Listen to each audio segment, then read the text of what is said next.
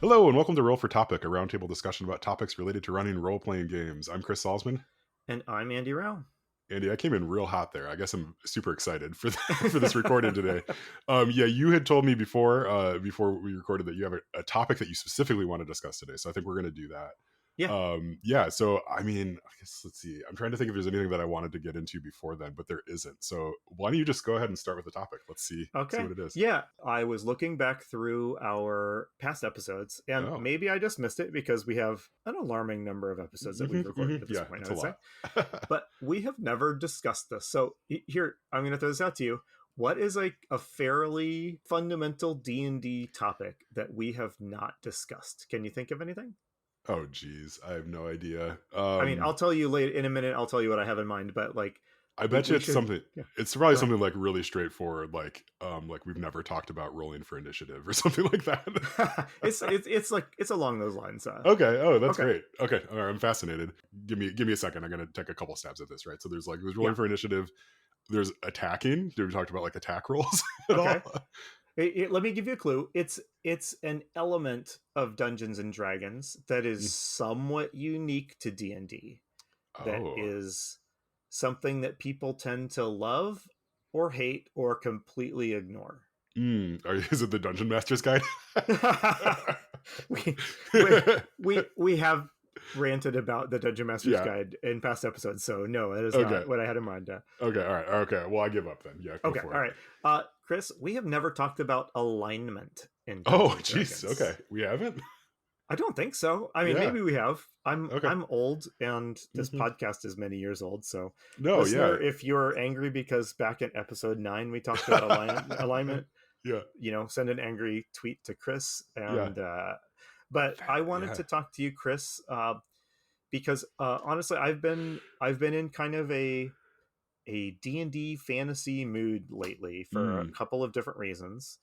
I've been exploring the possibility of running some D&D or D&D-alike for my kids and some of their friends during the school year. Oh, And cool. so Nice. Yeah.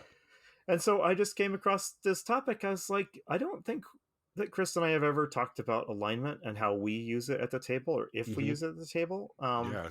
But alignment is something that's been there since the beginning or very close to the beginning. Hmm. It's something that people always have strong opinions about, but it has nonetheless, stayed in D&D with relatively minor changes across a lot of Hmm. editions. It is also something that, like, when you see people go off and make their D&D alike, sometimes they drop alignment or they Hmm. make changes to how it works. So I guess my question for you, Chris, is alignment something you care about? Is alignment something you use in your game? And is it something that adds something to your game, or Yeah. no? That is a really good question. Yeah. It is something that I don't tend to think about too much in a game. If it does come up, it's usually like just sort of a data point for right an NPC's sort of like it's gonna like the base sort of approach that it's gonna use for Hmm. communicating, right? Like communicating or like what its motivations are, stuff like that. But I don't think I've ever had a player like really embrace an alignment and be like, oh, like this is like the core of who my character is, and like it needs to come up all the time. Right. Yeah. There's definitely like, I mean, I think if there's anything like chaotic, like characters, right, like they're always going to kind of lean that way if they're chaotic. But I don't think I've ever had a player be like, I'm doing this because I am this Mm. alignment, right? Like it's never that forward. I think in the game, but like my understanding is like in really early editions, there were like certain like classes you weren't able to pick from your on your Yes. character sheet unless you picked a certain alignment. And if your Yep. alignment changed, then those like opportunities were kind of closed off to you as well. So those requirements have been kind of sanded down a bit over the Hmm. years, Yes. Yeah. and that is something that has made people mad. Like, Hmm. what do you mean I can be a paladin of any alignment? Like, that should just lawful good is what a paladin Yeah. is, the Yeah. defining feature of a paladin, stuff like that. When you think of alignment, do you think of it as the sort of which cosmic team are you on, the Mm. kind of Moorcock sense, or do you see alignment as like a role playing guide, like to Yeah. guide and shape to inform your choice of how to have your character act. Yeah, I've always thought about it in like a role playing sense, not in that Morkockian sense, like like you mentioned. Yeah, of which gods you're aligned with. Yeah, for me, it's always been like oh, this is going to be sort of the your how you're approaching the situation, right? Like yeah, like if you are lawful good, right, that's going to be that you're going to maybe make decisions that aren't in your best interest because you have to like uphold your lawful good your lawful good nature, but it's not like like oh, I'm an adherent of this or that god, so I have to be this or that like alignment. It's Yep. never been that. I mean, for you, it sounds like for you, like that is an element of it, or is that sort of like how it was originally pitched? I guess when in D&D. Again, write us angry emails. Yeah. So my understanding of and experience of early D&D was that alignment. So it started out like just pretty much lifted kind of from. I don't know if Moorcock actually invented this, but he certainly articulated it very eloquently in his Hmm. stories. The D&D basically lifted that like law, neutrality, chaos line. Hmm. Is that a spectrum? If you have a line. I mean, I would call it a spectrum, but I think D&D very much treats it as like three distinct points.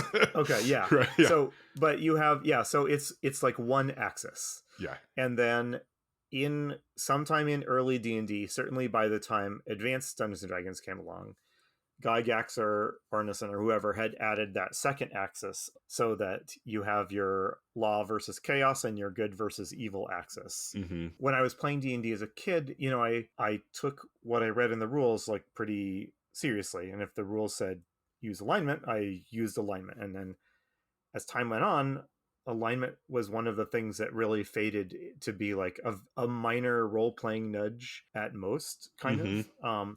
But originally, I do think there was that sense of like you're on team chaos. Like it's not just that you have a chaotic personality; it's that you're working, towards the goal that chaos has for the universe, right? Yeah. Okay. Would something like that ever have a place in like your fantasy or D&D game?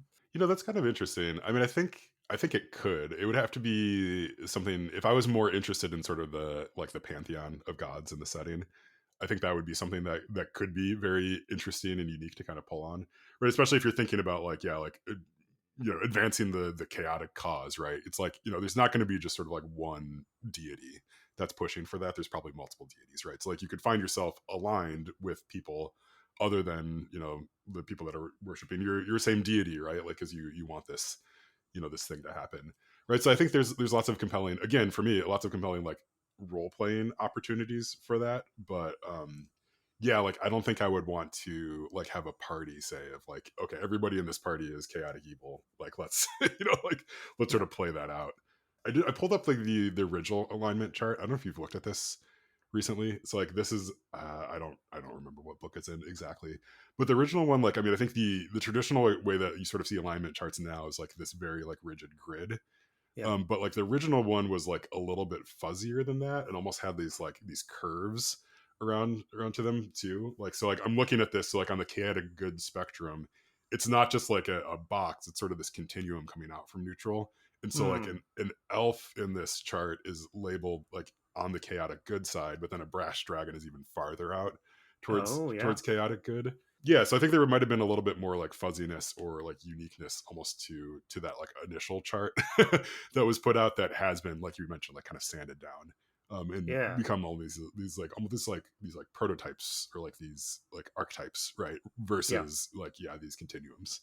It's kind of interesting when you think about Moorcock. So if we say that Moorcock invented or at least articulated this Hmm. kind of law versus chaos thing, it's interesting to me that Elric is committed to the side of chaos, but he spends the entire Elric series fighting desperately against chaos. Like Hmm. so, his service to chaos is not manifest in willingly doing the bidding of chaos on like a week to week basis. Yeah. It's like a big picture thing. The Yeah. effect of Elric's life is going to be that the universe shifts towards chaos in some way. Yeah. And maybe that's like a little too meta for like a D&D adventurer, but that's an interesting, I think that's an interesting thing to think about. Yeah, because it is. I mean, again, when we're just turning this into our podcast, but it's like, yeah, like he, like you mentioned, like his week to week, he's very much fighting for like kind of a good, Yes. like a good Yes. and almost like a lawful good in Hmm. a way, right? Sort of setup. Like there's the sense that like he is a Melnibodean, but he also like doesn't quite love all the slavery and other nonsense that goes Yes. on there. But then all of a sudden he finds himself in these situations where like he will die unless something else intervenes, or he's going to fail at his mission and something even worse is going to happen. And so then he's more than happy to call upon the chaotic gods of the deep to come Yes. rescue him in some fashion, right? And like you can tell that there's very much this like this turmoil that he has whenever he has to do that. But then on top of that, like he still does it, and he knows that there's going to be a cost, like a cost to pay, Yeah. in the future. And I think he's like he's happy to have that be something that he has to bear, like just to add to the weight of all of his burdens, his Yeah. burdens in life. Yeah, but like I think anytime that's like externalized, right, like then it becomes this thing where it's like, well, I don't know, like that's what he's sort of grappling with more than Yeah. anything is like the externalized chaos versus like the stuff that he can just keep inside of him.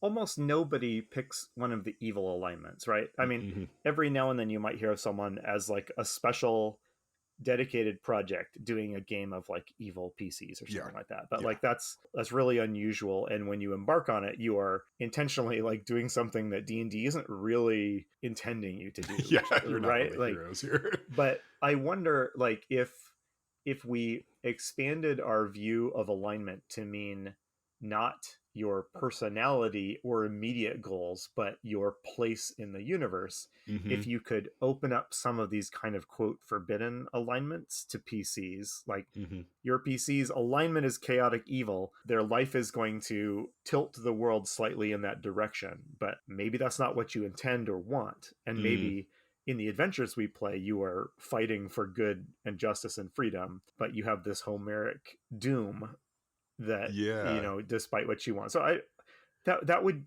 require a lot of finesse on the player and the GM's part to make it work. But I Hmm. wonder sometimes when I look at like when we're doing character creation, like people almost never look outside the three good alignments, right? And occasionally you might get somebody like filling around with neutral, but I think neutral is weird and hard to understand like what Yes. it means in play. Yeah. So people usually do good and like so neutral good, lawful good, or chaotic good. And that feels like a little bit of a shame. I mean, you've got this whole spectrum of Hmm. alignments. They're plugged into like some game mechanics in some Hmm. ways. Like maybe what would it take to free those up without making you have to play like a murderous psycho, right? Yeah. I mean, I think it's sort of like I could make an argument for law or chaos being a sort of a correct approach to life. I think I would have a harder time to make an argument that like you could have an evil approach to life, and that's like a like a worthy thing, like so Yeah. like I think that's sort of where you're getting at. It's like good versus evil kind of doesn't seem like the right paradigm here, Yes. right? Like Yes. of like if you're really trying to like capture the range of human emotion. I don't know what that is. Maybe it's like selfishness, or like selfishness is a better word for it, or something like that. I'm with you. I mean, I think there's probably lots of people who are listening to this, they're like, are you kidding me? Like my players always choose the evil. Yes. It's like everybody's lawful evil. It's like, well, how does that work? The sorts of people that we probably play with are going to gravitate towards those things. But I think you're right. Like it is hard to play D&D, to play a heroic game and not tend towards those characters Yeah. without it being like, oh well, now you're just playing an edge lord, right? Yes. Like who's Yep. not very fun to be around, or whatever. And it's like, well, that's not a good character to inhabit for the Yep. length of a campaign. I'm glad you mentioned selfishness because one of the first times I felt that I really bumped up against the constraints of alignment was it was again playing in my junior high or early high school game.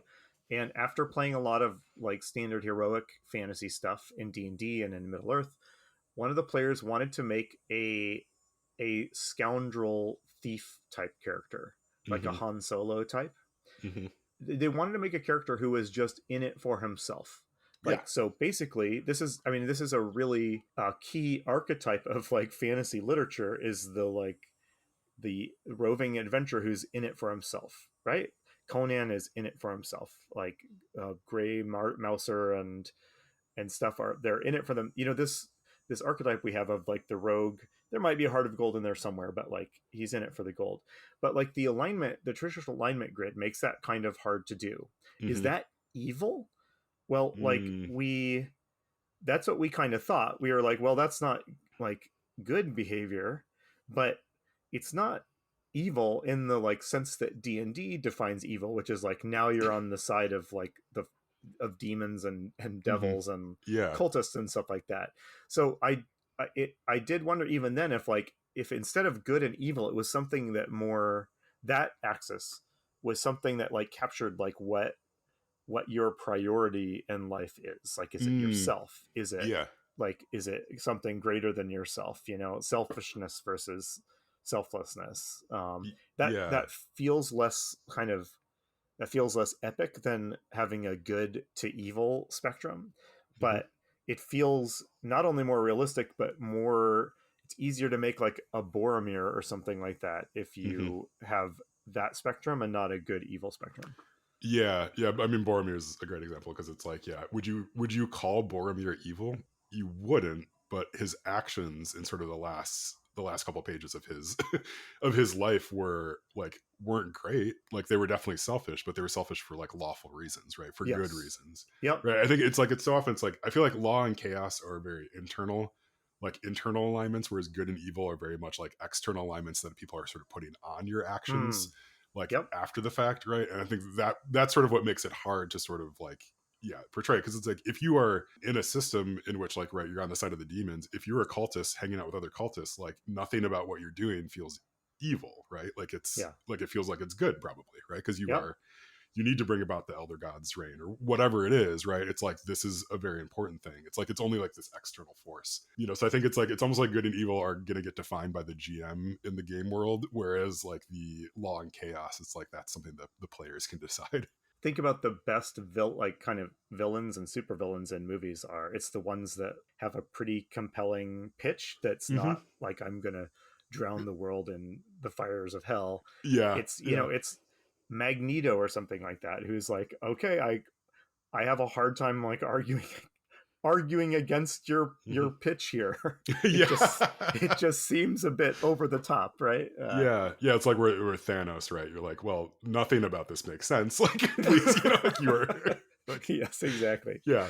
So is there a different way? Do you like having kind of I don't want to say personality things because we've just been discussing alignment as something that is different than a guide to your character's personality. But do you like having that sort of I guess role playing nudge Hmm. or kind of categorization on your character sheet or on the character sheets of your players? Do you find Hmm. that helpful? In if you do, if you're not using alignment, so you're playing a game that doesn't have that alignment grid, Hmm. what sort of thing do you like to see people jot down on the character sheet? Yeah, that's a good question. I do like having those touch points where let me back up a second. So Yeah. a friend of the show, Brandon, who's been on a few times, they mentioned something to me one time or it was in a Discord or something like that about like when you're playing a character, you want to like really think through sort of what their motivations are. So it doesn't just end up being sort of an over caffeinated version of yourself. It's like Hmm. what they were kind of getting across, right? That's It's a like you really neat way to say it. yeah, and so they had some different like a rubric sort of to think through, and like they're an amazing person to play games with because they think so deeply about it too.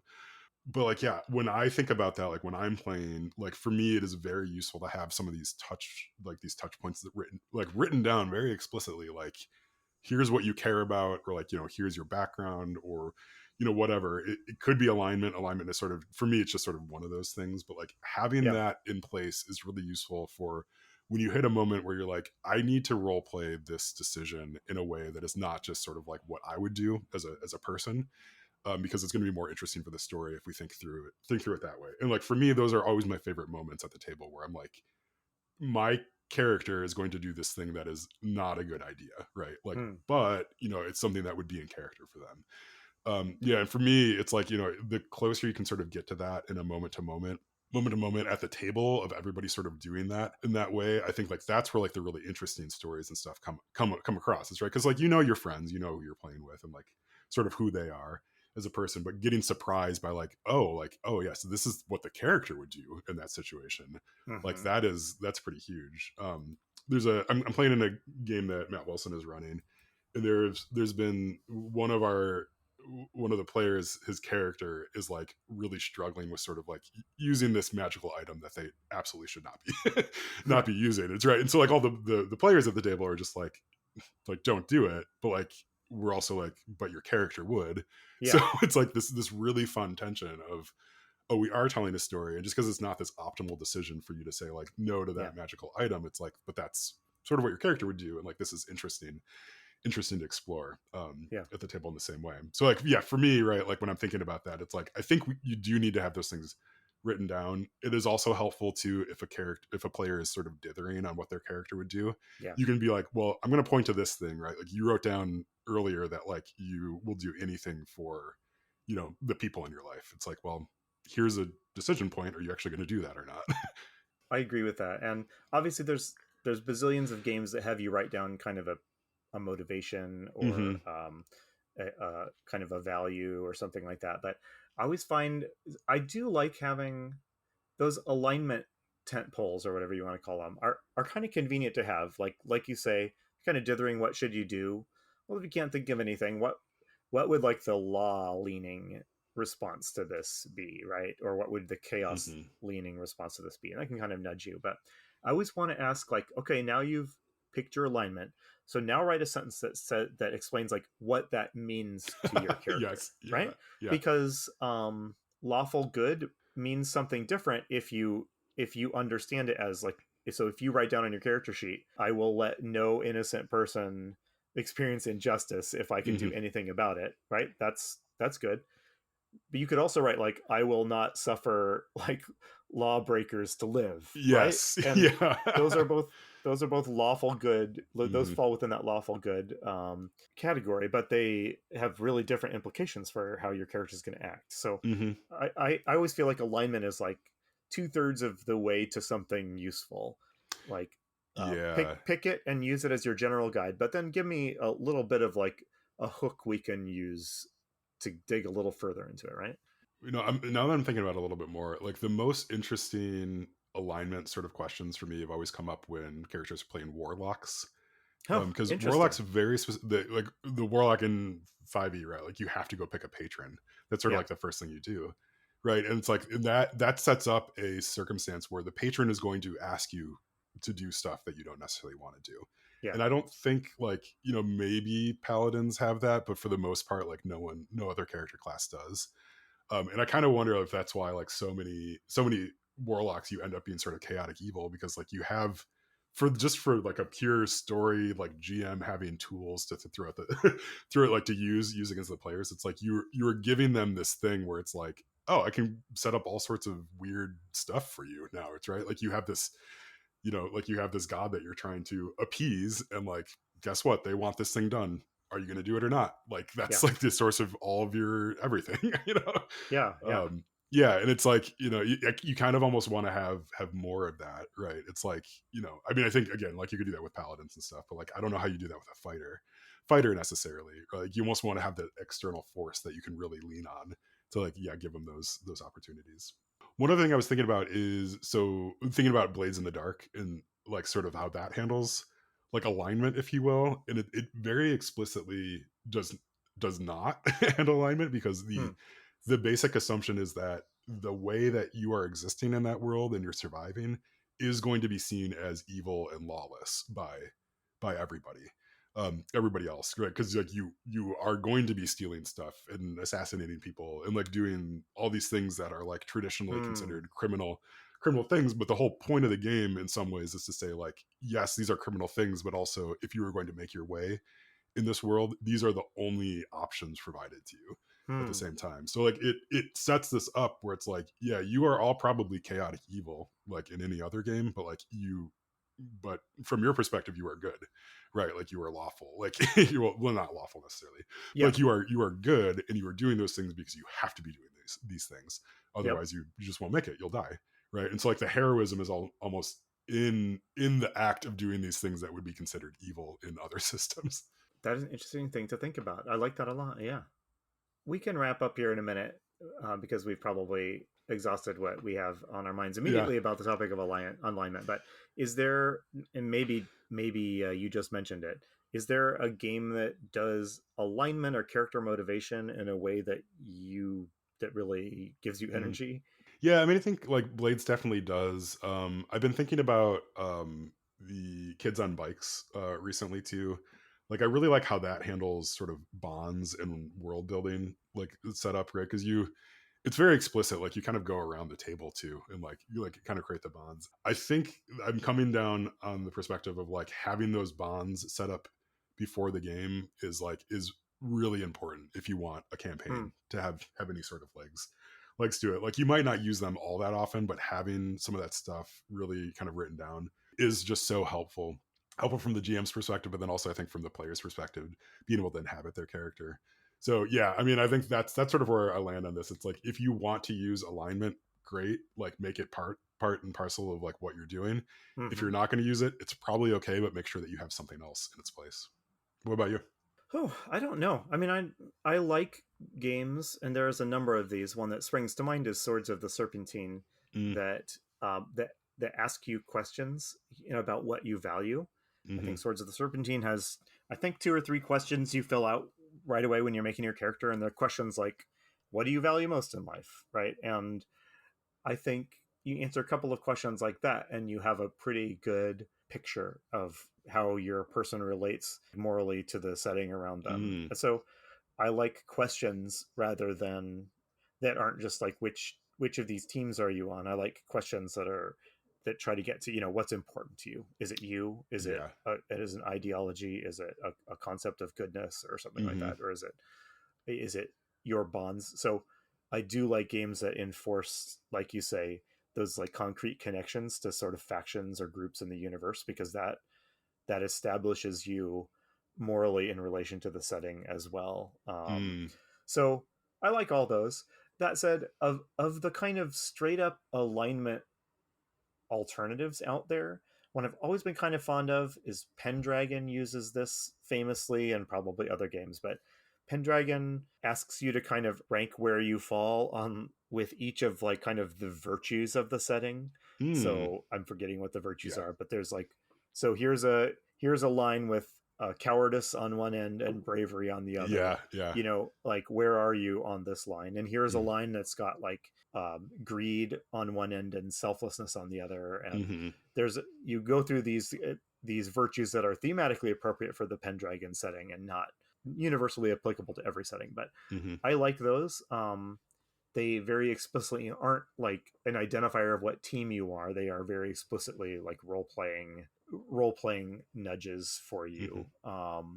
And they can be tested mechanically, which is one thing I kind of like too. Mm. um, they have mechanical tie to the system. So while they are role playing nudges, their gears are like, what, I don't know what metaphor I'm going for, but they've got gears into like the engine of the game system as well, Yeah. in a way that like D&D alignment does not really. Yeah, there's like spells and abilities that are affected by the alignment of the user or the target, but those Mhm. are really easily hand waved, have never felt to me to have much in the way of teeth. So I guess, yeah, I don't know. I guess my answer was like, I kind of like all of the different all of these different approaches people have taken. And Yeah. I have a fondness for like the good old, like, yeah, I'm a lawful good, ranger. So I have some Mhm. fondness for the old standby alignment system as well. But yeah. I've got a couple of like other little closing thoughts. I'm just thinking about like the recent D&D movie. It was Honor Among Thieves Hmm. or so, and the paladin character in that is just like such a caricature of like paladins and lawful good. It's Yes. just like, and like, so playing with that stuff can be so fun, right? Like, it Yes. can be really fun to just sort of like lean into the ridiculousness of like whatever, right? Yeah. Yeah, and like, I mean, I'm sure there's endless forum debates about like the alignment of all the characters in in that movie and stuff, but like, yeah, that Yeah. that paladin in particular is just like, it's just so well done, right? I'm just especially just thinking about like this Like he just sort of like walks straight wherever he needs to go and like will not veer off the Oh, path at all. Yeah, that it's is just the my biggest laugh of the movie yeah, is that scene where he walks off in a straight line. Like yeah. Walks that's up in a straight line. There's a rock in front of him, so he just goes straight over. It's just like yeah, it's really funny, right? But it also gives you just like such a good picture into like who yeah yes. who that person You is. know what But else is also interesting about that character in particular, and is that he's only in the movie for like a I don't know a one act of the film, yeah, yeah, and he's not like a PC. He's like an hmm NPC companion. yeah, So there is like the sense of here's this person that's like a perfect embodiment of his alignment. There's really no way to have this person be like the hero of the hmm story. Like he just doesn't work with like the messiness of the setting. He yeah, only works as like a kind of a funny, straight guy that the rest of the team can riff off of, hmm right? And I yeah. mean, he's a hero. He helps them achieve their goals and stuff like that. But at no point do you think he's the main character of the story instead of like these grubby, grungy, Yeah, morally sketchy other heroes, right? yeah, yeah, you never get the sense that like you never get the sense that you could recruit him, right? Like, Yeah. yeah, as like a NPC companion or a mercenary or something like that. Like he's at best like the backup character sheet if if something goes really wrong and you need to to quickly re-roll a character. He Yeah. won't like that sort of character won't you can't picture him coming up with like the zany plan to defeat the bad guy in the end, hmm which involves all of these shenanigans, Yeah. right? Like you can't picture him doing that. He's too much of a straight arrow. Yeah. And so I wonder, maybe it's just that the way that character is written in a really fun way. hmm Maybe there's something to this idea that like the pure embodiment of one of these alignments is a really inflexible way to try to force your way through a role-playing world that is Mm, supposed to be sort of a living, breathing, reactive environment. yeah. Oh wow, But that's yeah. a super good point. Yeah. Yeah, like you wouldn't again, yeah, you wouldn't want anybody at any of the extremes in your Yeah. party. Yeah. Yeah. It's okay. So my actual last thought is so my daughter and I, she's 9. We've been watching the Harry Potter movies and reading the books and stuff. Wonderful. Yeah, which is great. But yesterday she asked me like, "Dad, is there a quiz I can take to figure out which house I'd be in?"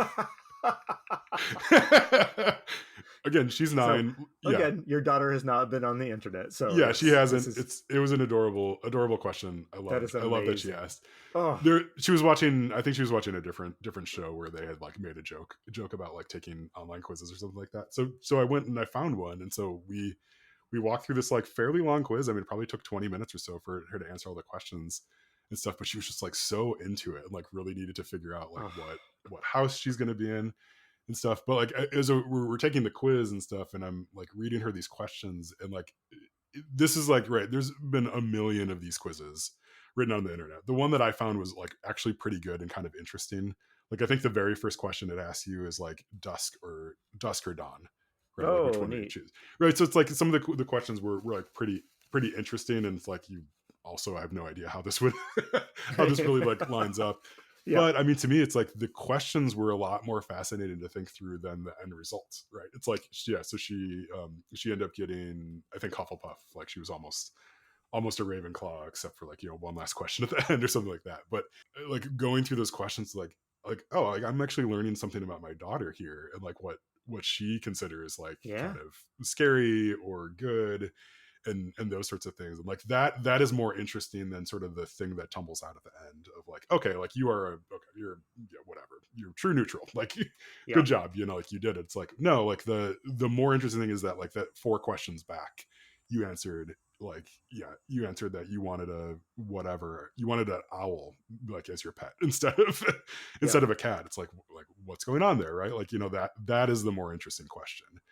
It's not the end result, the label that you have. It's like what goes into making that Yeah. label. Absolutely. I Yeah. have to say that makes me think that I myself just took an alignment quiz in real life. Like Ooh. my employer, as I feel like every employer I've ever had, hmm because employers just do this, just had us all take had us take one of these like workplace Yes. personality type Yeah. things, Oh and yeah. I've then taken a lot of those. Yeah. you get your color or whatever like that, and that kind of Yeah. I always resent how accurate these things Hmm. like tend to nail me. Like I really resent it, Yeah, but yeah. I grudgingly have to confess. But there's like in real life we don't ask ourselves if we in our workplace we don't say are you good or evil or chaotic or neutral, like Yes, yeah. we have these much more elaborate things that are focused on like how do you work, how do Hmm. you interact with other people, like what is the way in which you get your job done most effectively, and what are the things that, without giving them any sort of moral weight one way or the other, what are the things that like prevent you from working the Hmm. best way, and I don't want to make my next D&D players take one of these multi-hour Yes. interminable workplace Yeah. personality quizzes, but it is, I don't know, I think it's a question. Criticism of alignment back in the day, and I'm old enough to say things like back in the day, it was always Hmm. that it's like fake and artificial. It doesn't account for the messy reality of actual human life and motivations. But we are all outside of the world of D&D. How many people do you know have taken like the Enneagram, Hmm. stuff, and we want to identify ourselves with a team, and we want to learn something about ourselves in the process of finding our team. And I don't know, Hmm. that feels pretty alignment-y to me. Yeah. Oh, absolutely. Yeah. Okay, well, Yeah. we've been going for quite a while, Yeah. and I can't imagine anyone wants to hear us say another thing about alignment. So let's go ahead and Yeah, wrap yeah, up. yeah, yeah. By all means, if you listen to this and you have something to share, we do want to hear it. I mean, I think again, it's always like a fascinating conversation to have. So it turns out, like, yeah, there is a lot to think about here, even though it's like it's a somewhat small but also somewhat large and looming part of Dungeons and Dragons. Yeah, I think, and yeah. like all It's these like systems. it's Yeah.